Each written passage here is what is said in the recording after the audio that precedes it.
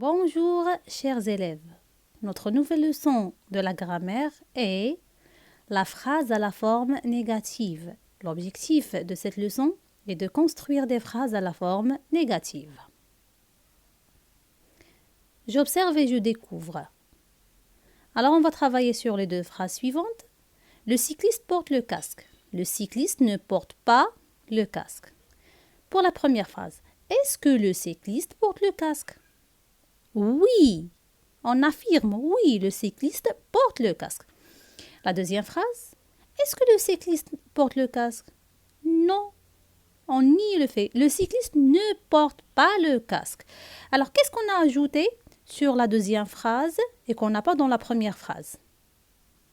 Oui, ne pas, l'expression de la négation. Alors, regardons ici l'emplacement de ne pas. Où on a emplacé le ne pas?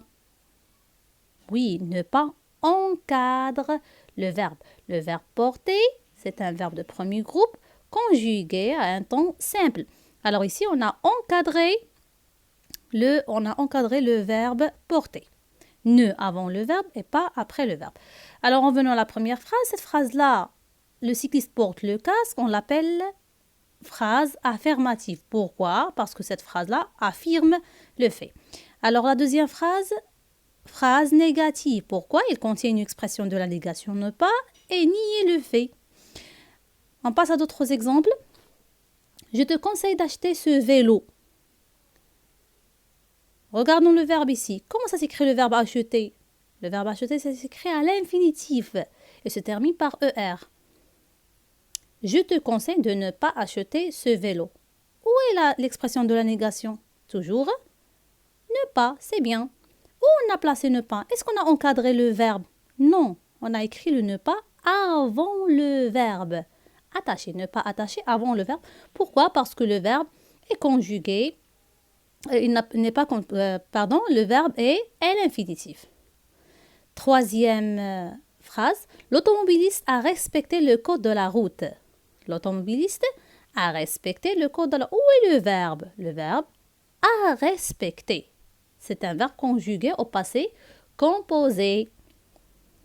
Alors, on va voir la phrase à la forme négative. L'automobiliste n'a pas respecté le code de la route. Où est l'expression de la négation ici? Voilà, ne pas. Est-ce qu'on a encadré tout le verbe? Non, on a encadré seulement l'auxiliaire avoir. Alors, si le verbe est conjugué à un temps composé, on encadre seulement l'auxiliaire. On passe à d'autres exemples. Exemple. Regardons le tableau suivant. Alors, il est divisé en trois parties. Phrase affirmative, phrase négative et expression. Alors, la phrase affirmative, la première phrase.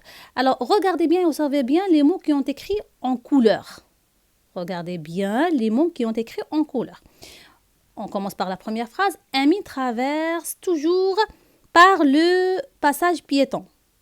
Toujours. On a écrit le mot toujours en rouge. C'est un mot clé. Par quoi on a remplacé le mot toujours dans la phrase négative par ne jamais.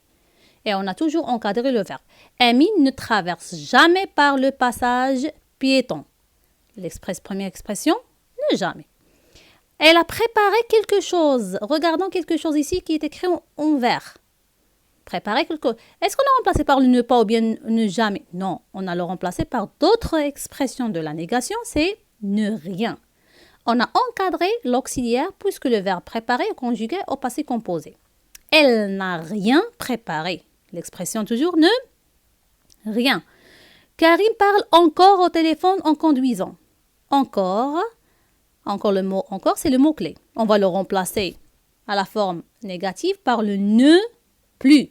Karim ne parle plus au téléphone en conduisant. Toujours, on encadre le verbe. On passe.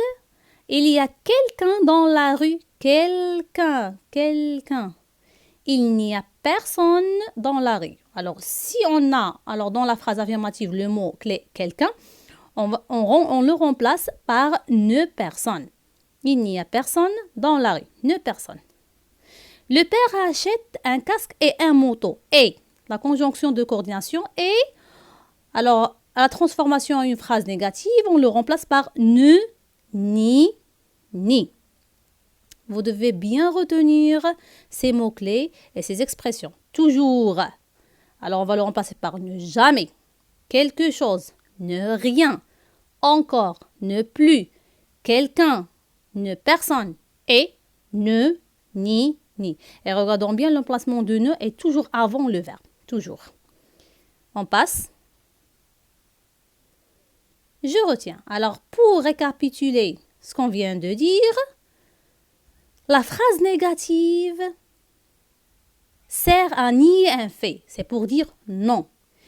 Il contient plusieurs expressions comme ne pas, ne rien, ne plus, ne jamais, ne, ni. Alors, ces expressions-là encadrent le verbe si le temps est simple. Par exemple, il ne dépasse jamais 60 km par heure. Le verbe dépasser conjugué seulement au présent. Encadre l'auxiliaire si le temps est composé. Par exemple, il n'a rien acheté. Le verbe acheter conjugué au passé composé. Alors, on a encadré l'auxiliaire. Alors, si le verbe est à l'infinitif, par exemple, je te demande de ne pas faufiler entre les voitures. Faufiler. Alors, on écrit ne pas attacher avant le verbe. On passe aux exercices. Alors, je m'entraîne. Le premier exercice, je souligne les phrases négatives. Je souligne les phrases négatives. Voilà les phrases. A. J'attache ma ceinture de sécurité avant de rouler. B. Elle n'a dépassé jamais la vitesse autorisée. C. Ce motocycliste ne brûle plus le feu. D. Le policier vérifie les papiers de l'automobiliste. E. Je te recommande de ne pas klaxonner près de l'hôpital. Alors, où sont les phrases négatives? Réfléchissez bien. Alors, elles vont contenir des expressions de la négation. Voilà, c'est bien. Alors, B, C et E. B contient l'expression ne jamais, C ne plus et E contient ne pas. On passe à la deuxième question. Je mets les phrases à la forme qui convient. Alors, si la phrase est à la forme affirmative, on va le transformer en une phrase négative et vice-versa. Si la phrase est à la forme négative, on va le transformer en une phrase affirmative. On va voir comment. Salim a arrivé en retard. C'est une phrase affirmative. Ne contient pas l'expression de la négation. Alors, on va l'écrire comme ça. Salim n'a pas arrivé en retard. Puisque le verbe est conjugué au passé composé, alors on va encadrer l'auxiliaire. B. Elle met toujours ses papiers de voiture dans le porte-document. Regardons bien ici. Alors, il y a un mot-clé. Où est le mot-clé? Toujours. Très bien, le mot toujours. Alors, on va le remplacer par quelle expression on remplace toujours? Oui, le ne jamais. Très bien.